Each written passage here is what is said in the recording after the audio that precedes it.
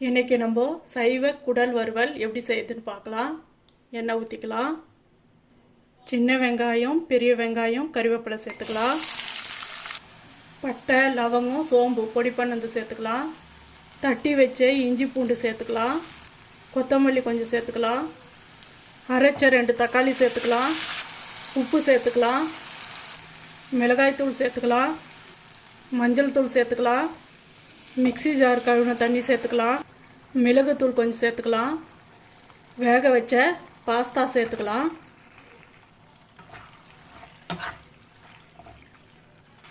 கொத்தமல்லி சேர்த்துக்கலாம் மேலே. சைவ குடல் வறுவல் ரெடி. இந்த வீடியோ பிடிச்சிருந்தா லைக் பண்ணுங்கள், ஷேர் பண்ணுங்கள், சப்ஸ்கிரைப் பண்ணுங்கள். அப்படியே பக்கத்தில் இருக்க பெல் ஐக்கானை கிளிக் பண்ணுங்கள். தேங்க்யூ.